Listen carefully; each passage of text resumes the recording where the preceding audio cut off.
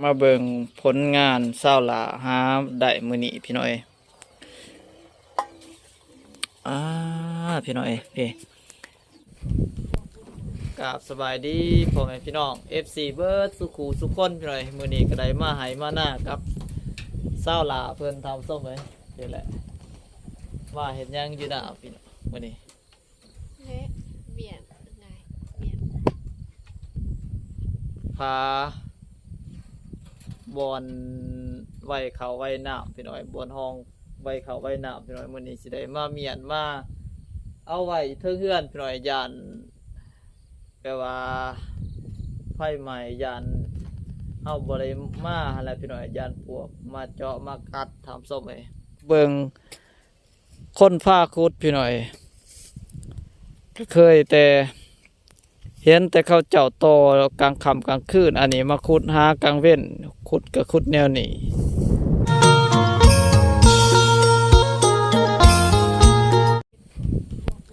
กราบสบายดีพ่อแม่พี่น้อง FC เบิร์ดสุขูสุขคนพี่น้อยมื้อนี้ก็ได้มาให้มาหน้ากับเศร้าหลาเพิ่นทำส้มไว้นี่แหละว่าเห็นยังอยู่หน้าพี่น้องมื้อนี้และเบียดไงเบียดพาบอนไว้เขาไว้น้ำพี่น้อยบอนห้องไว้เขาไว้น้ำพี่น้อยมื้อนี้สิได้มาเมียนมาเอาไว้เทิงเฮือนพี่น้อยย่านแปลว่าไฟใหม่ย่านเฮาบ่ได้มาหั่นแหละพี่น้อยย่านพวกมาเจาะมากัดทำส้มไอ้เฮาจึงได้มาเมียนเครื่องคองอยู่ไห้อยู่หน้าพี่น้อยตอนคนเครื่องคนคองเมื่อบ้านพี่น้อยนอนบ้านเราไต่กับฝ่าวแห้งพี่น้อยบ่ได้ถ่ายทันส้มไอ้เพราะว่ามันคำแน่กับฝ่าวเมื่อก็ต้องขอโทษขออภัยหลายๆพี่น้อยบ่เต็มเม็ดเต็มหน่วยเก็บภาพบรรยากาศการเมื่อบ้านเมื่อเมืองพี่น้อยคนเครื่องคนคองเมื่อบ้านพี่น้อยมื้อนี้ก็ได้มาหน้าพี่น้อยพาเศร้าหลาเพิ่นมาหน้ามาเมียนอันนี้พี่น้อยพาบอนเฮ็ดอันนี้พี่น้อยบอนห้องเข้าตอนนั้นถามส้มไหมวันนี้ก็สิมาเมียนมาคนป้าไหวอยู่เทิงเฮือนถามส้มเพราะว่ายันปวกยันสร้างมักเจาะมักกัดหั่นแหละถามส้มมากินก็เลยสิได้มาป้าไหวอยู่เทิงเฮือนอีกพี่น้อยเพื่อไหวใส่ปีหน้าถามส้มเพราะว่าปีหน้าก็น่าจะได้ใส่แบบนี้คือเก่าหั่นแหละถามส้มพี่แหละตอนนี้ก็แป้นอาลาดแล้วพี่น้อยก็ถือว่า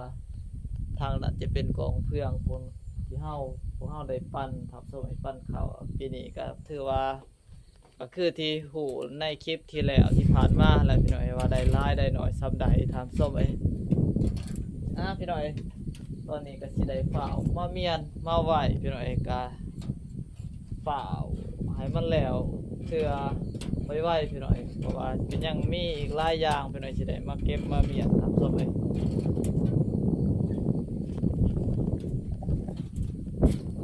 เมียนติย่อขึ้นเพื่อนตอนนี้ซาละเพื่อนกำลังสิย่อขึ้นได้บนอ้อวันนี้เขาก็เสียดายเพื่อนโอ้ยสะถีบสะแดนพี่น้อยพอมีเป็ดมีไก่มากินทำสมย่อตักมือดอกไปเกิดจะมือโต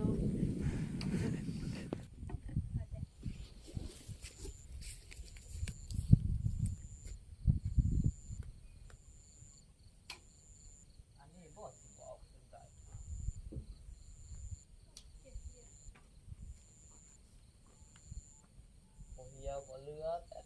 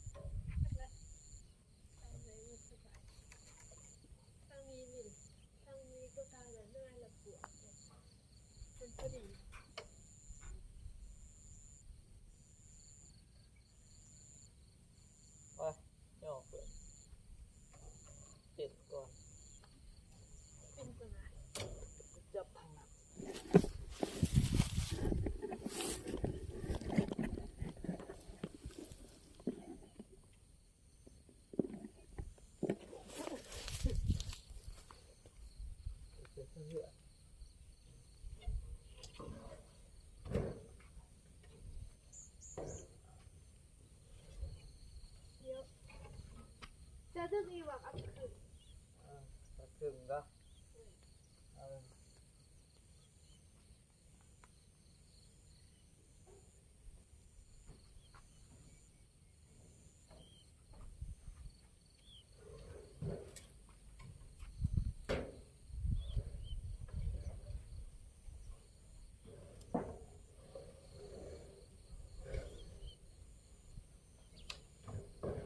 ครึ่งอ่ะ คือเขาว่าตึกแล้วนะ อีครึ่งที่ไร คือเรียนอ่ะ ครึ่ง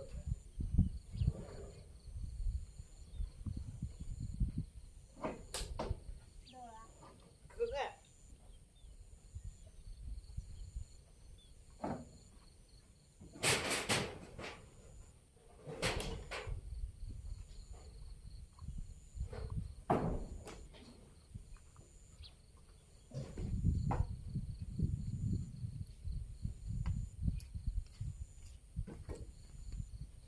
พี่น้อยตอนนี้ก็เอาได้คือกระพาหนึ่งพี่น้อย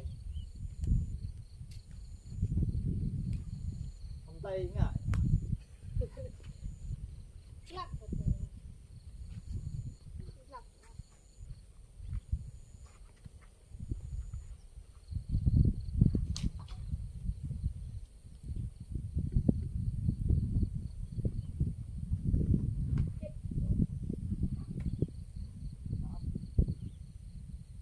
แม่เขาเอ็ดอ่ะ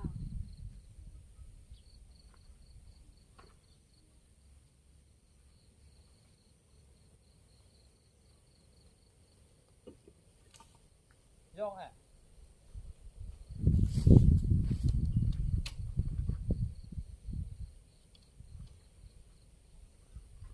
คนไทย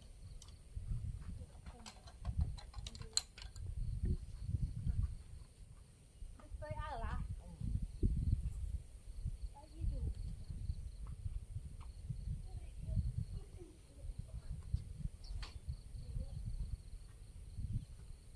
รับละมีรับละ แบบนี้ถ้าแบบ วิ่งเข้าเอง ก็ง่าย วิ่งเข้าซ่าต่อ เป็นไงล่ะ มาตีฟรี ไอ้ละเอาไปเป็นไงเลย เอาฟรี ไปกับพี่เลยเหรอ เอาฟรีจำล่ะ ก็ให้จุด เป็นไงโต๊ะมาตีฟรีนะเอามาตีนับค่ะหนักปีนไปปีนมา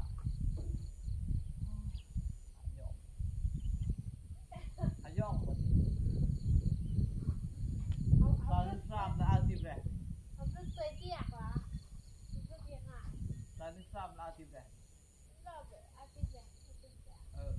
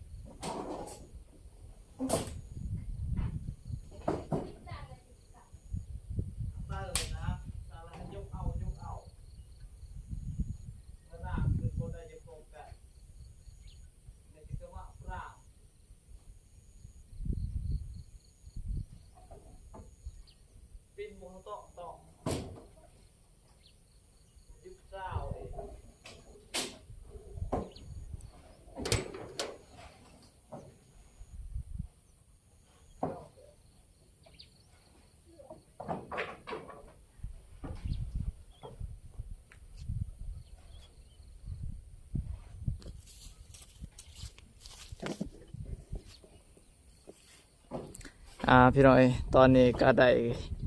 2 พาแล้วทำส้มไอ้เอาไว้ขึ้นเทิงเฮือนทำส้มไอ้พุ่นแหละพี่น้อย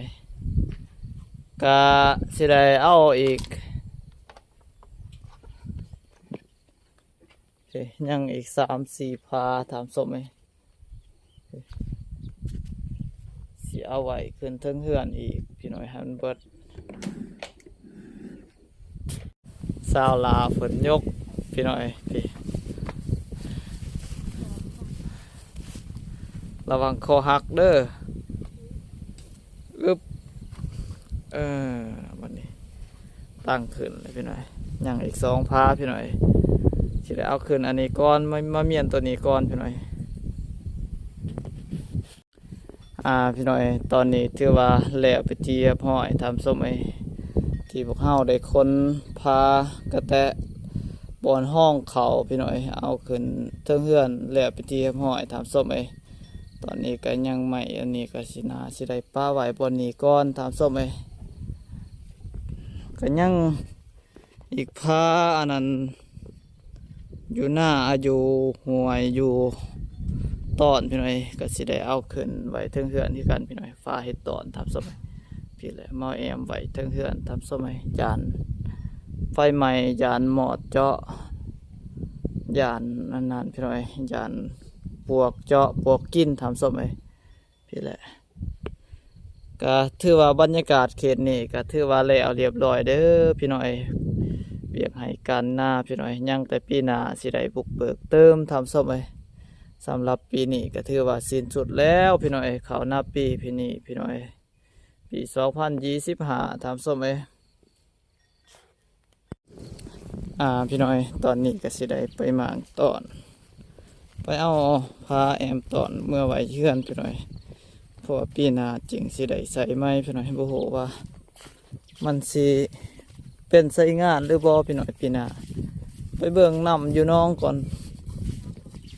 ว่าสิได้สระบ่นี่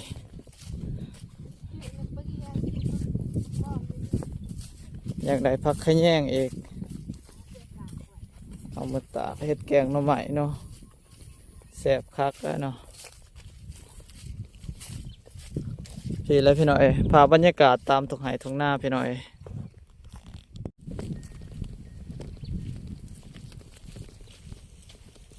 ได้มาให้มาหน้าพี่น้อยมื้อนี้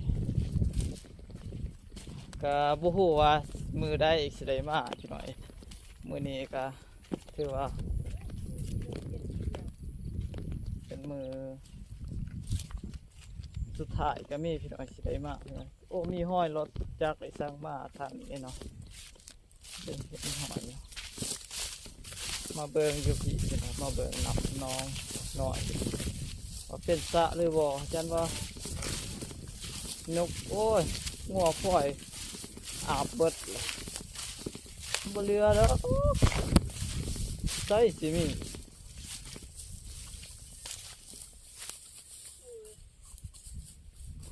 แต่บวกมีแต่ขี้ตกพี่น้อย เป็นสิวอันนี้ตายหมด ตายบนเรืออันนี้แล้วกิน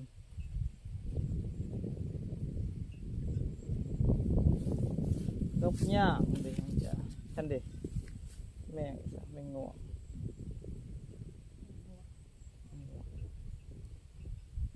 อยู่ทางนั้นนะสินี่ปลาคอบ่มีเนาะปลาคอปลาเค็งนี่แหละกันสิมีปลาเค็งในย่างในนี่กล้วยอาบพี่หน่อยกล้วยอาบน้ำกระบอกลง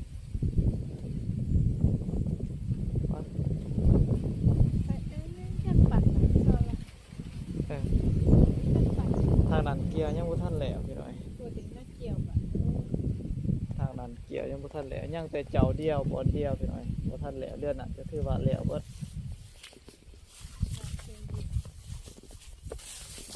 ก็คือแม่นบ่มีคนแล้วโอ้อันนี้เขาสระว่านี่บ่จัก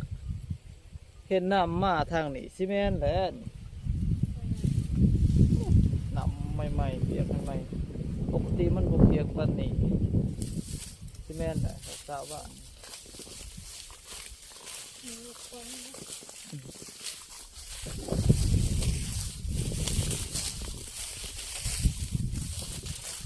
ข่าวบรรยากาศยามสวยพี่น้อยมาให้มานามาเบิ่งทงไห้ทุ่งหน้าพี่น้อยก่อนสิไปสิบ่เห็นมันชีวิตก่อนฤดูพี่น้อย ต้องคือหลายเจ็บเลยสิ เอาผ้าตัดสิมาเฮ็ดอันนั้นให้เป็ดให้ไก่กิน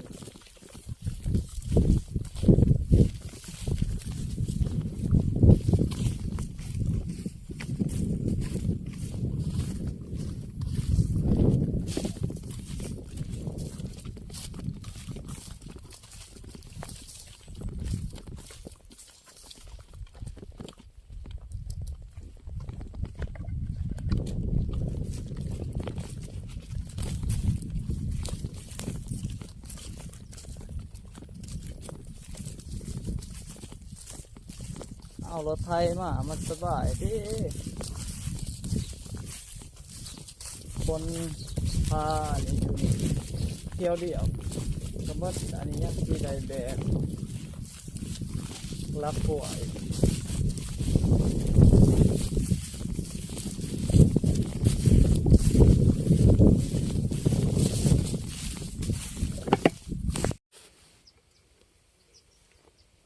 พี่หน่อยอันนี้แหละจะเป็นตอนพี่หน่อยตอนที่พวกเราจะได้มั่งออกพาแอมอันนี้แหละพี่หน่อยเมื่อไหวอยู่เฮือนพี่หน่อยแล้วก็ลักที่เราได้ซ่อนไว้ซ่อนซักลงพี่หน่อยก็สิได้มั่งออกหน่อยหนึงพี่หน่อยสิได้ปะแต่ปอนกลางท่านผู้ชมเอ้ยตอนนี้ซาลาเพิ่นก็สิได้แบกเมื่อเฮือนทำศพไอ้ป้าดพี่หน่อยภาพบรรยากาศอยู่ป่าอยู่ดงพี่หน่อยอยู่ปลายไหหน้าพี่หน่อยนี่แหละยินเสียงนกฮ้องทำศพไอ้โอ้จิกจุกโจแจพี่หน่อย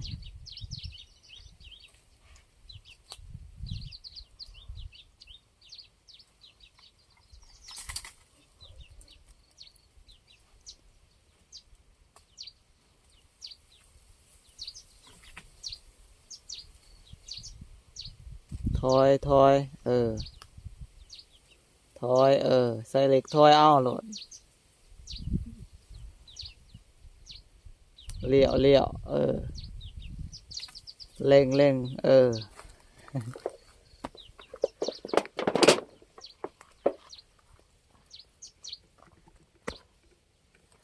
สี่แล้วน้องเอ้ยอยู่กับอายมันทุกข์มันยากท่านผู้ชมเอ้ย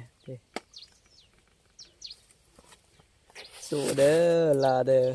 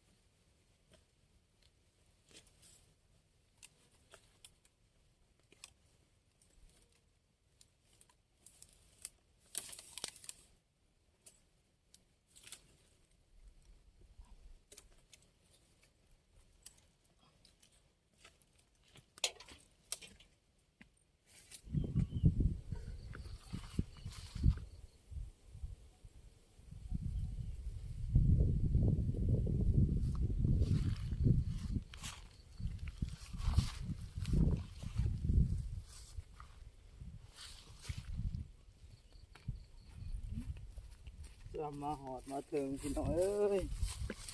เหนื่อย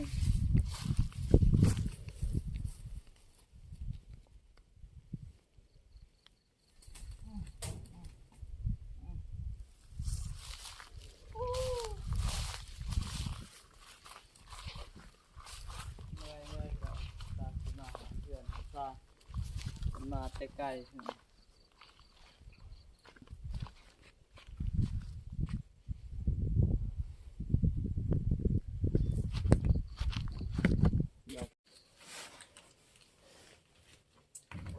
มาเด้อพี่หน่อยมากินข้าวน้ำกันหน่อยพี่ได้ขนมมากพี่หน่อยบ่มีหยังกินนะมึง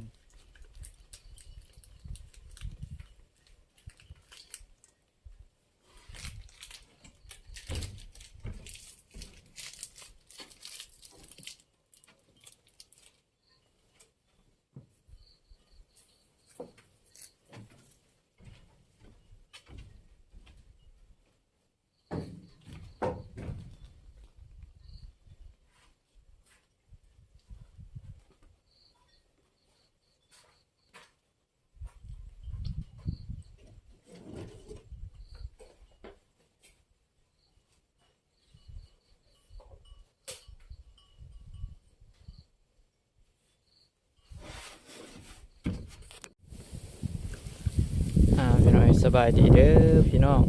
วันนี้ก็สิได้พาพี่น้องได้มาเบิ่ง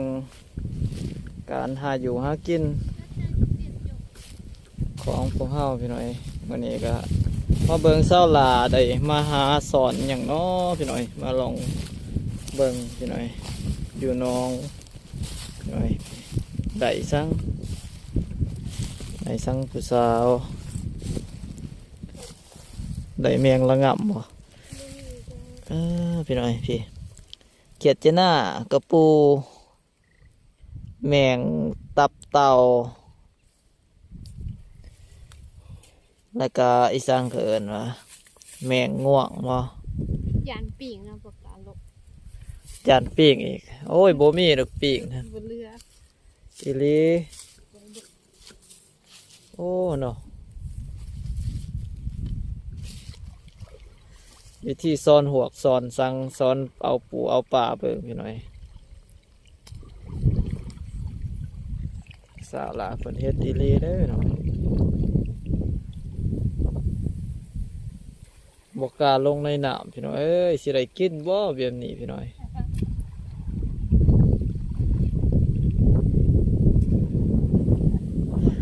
ลมพัดแห้งแห้งพี่น้อยทางนี้บ่ฮู้ว่าแต่ละหม่องแต่ละบอนมีลมพัดแห้งคือกันกับอยู่ทางนี้หรือบ่พี่น้อย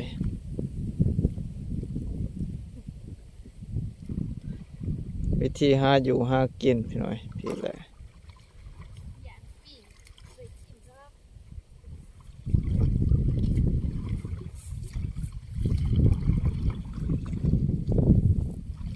ได้บ่ ใช่ไหม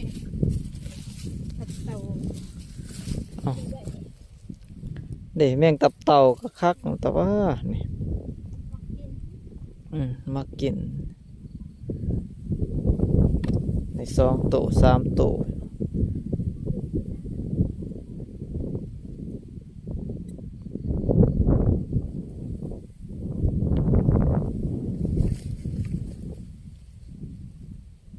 เขียดจะหน้าก็เอาเนาะ เอาแล้วมันหายากเลยยามเดียวกิน อ๋อ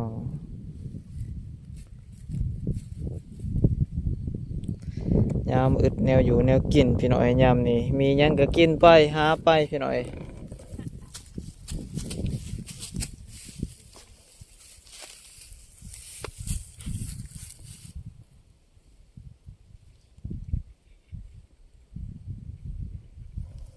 น่าไปกวนเตียงเลย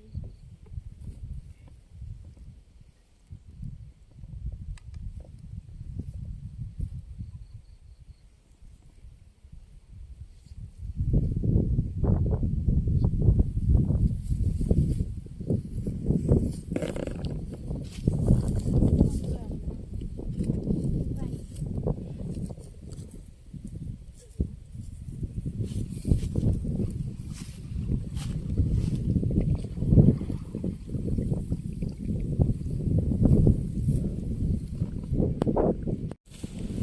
พี่น้อยหาลายแผนกพี่น้อยหลังจากที่ซ้อนอันนี้ซ้อนปูซ้อนป่าซ้อนแมงละงอกละง่ำพี่น้อยกาตอนนี้ก็สิได้หาคุดแมงซ่อนอีกเลยทำส้มไอ้จักแมนดุจักแมนมันพี่น้อยพี่แหละหาอยู่ไสพี่น้อยคนดุคนมันคือแนวนี้ทำส้มไอ้หาอยู่หากินนี่หลายแผนกจักหาอันนี้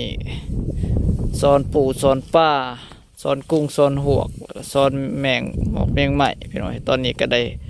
คุดแมงซ่อนอีกทำส้มไอ้สาวลาเพิ่นพี่น้อยมาลุ้นเบิงว่าสิมานว่าสิได้หรือบ่พี่น้อยว่าสิได้จักโต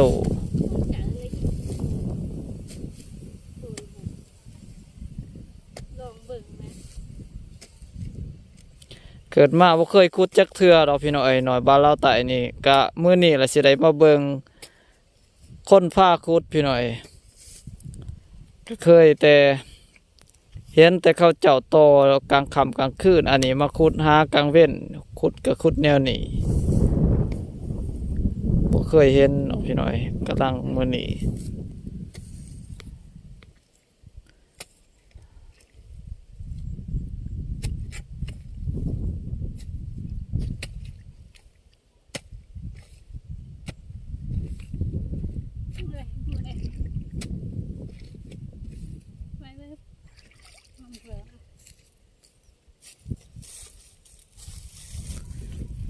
ซ้ำนี่ปกติจะคุดได้จักโตซ้ำนี่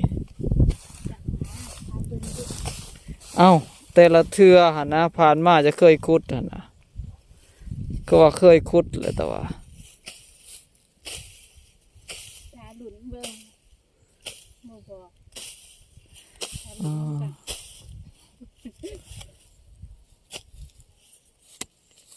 สิได้บ่2-3โตซ้ำนี่กายก็บ่จักแล้วคือสิบ่มีตามเบิ่ง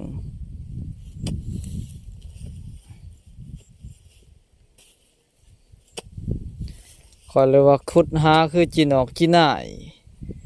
อันนี้มาขุดแล้วก็สระน้ำบ่เอาน้ำสระขังน้ำไว้ให้มันขึ้นมาโอ้พี่น้อยแปลกเนาะคือว่าขุดเอาคือกระปูไก่แซงนี่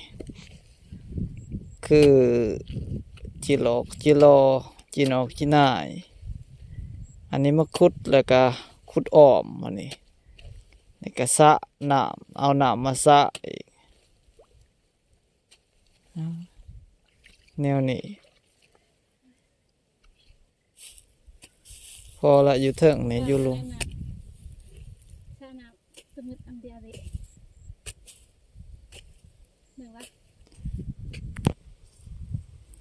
มาวันนี้ลองสระเบิ่งวันนี้สิมีบ่หรือบ่มีเช่นมื้อนี้แหละพี่น้อยโอ้ขึ้นมาแล้วตัวหนึ่งเนาะพี่น้อยนี่คนได้แล้วตัวหนึ่งพี่น้อยเด้นี่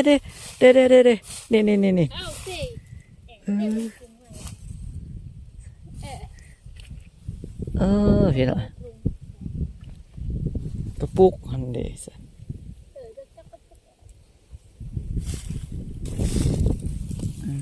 ได้แล้วตัวหนึ่ง2โตเลยพี่น้อย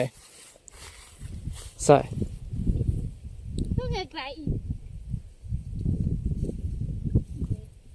2โตมีแต่2โตโอ้ยแนวนี้มันบ่ไหวดอกถ้าขุดแนวนี้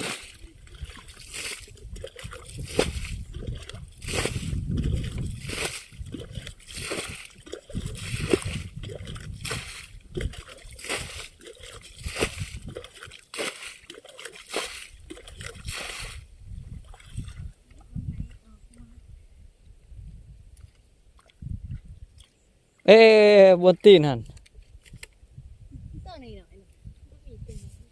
3โตพี่น้อยเด็ดบ่แม่นยังตัวน้อยๆเนาะบ่ทันใหญ่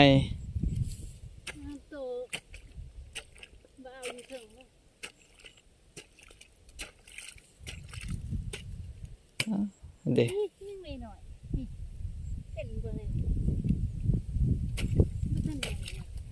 อันเด้เด้เด้เด้เด้ดุดอยู่หันบ่แม่นบ่ น้ำหูเห็น เด้เด้บนส้นตีนจ้ะหันเด้นี่นี่นี่นี่นี่บนนี่ไอ้เหี้ยบอกเอ้ย ยิ่งอะไร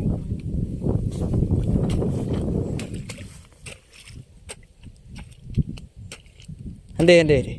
อันเด้อันเด้อันเด้อันเด้โอ้ลายโตเติบเลยพี่น้อย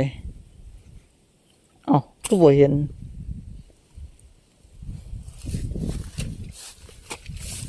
แนวนี่เนาะเขาเฮ็ดเขาหาแมงสอนพี่น้อย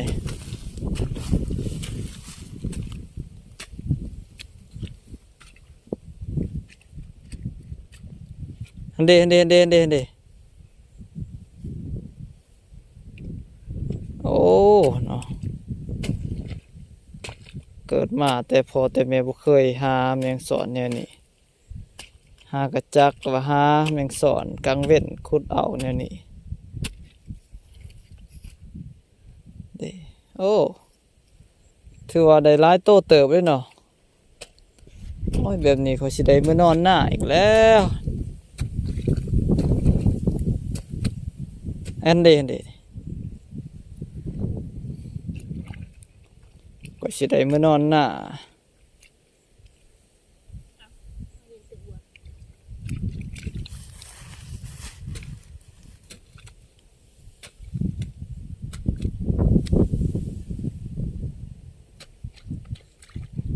มาต่อเอาแมงสอนอยู่หน้า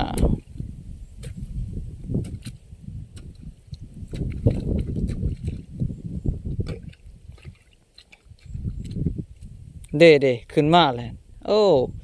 แนวนั้นเนาะ น้ำบ่หลาย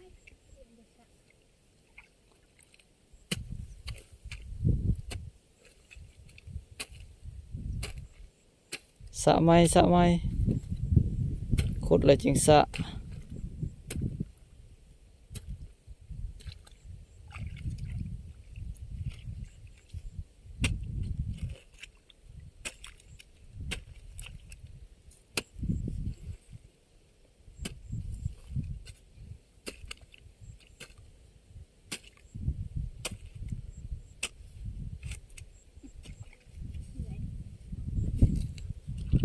พี่น้อยใส่ได้มาลายจำได้มันสิบกขึ้นวะ ขึ้นขึ้นมา ขึ้นแน่เด็ก ขึ้นหมดว่ะเอ้ยใช่ พี่น้อยถือว่าตอนนี้ก็สำเร็จไปที่เรียบร้อยพี่น้อยพูนแหละเครื่องของอยู่เทิงเฮือนก็เอาไว้ไปที่เรียบร้อยพี่น้อยอันนี้ก็ลักหัวพี่น้อยที่เฮาได้จ่ายกันพี่น้อยตอนนี้ก็ได้มากองไว้เป็นบอน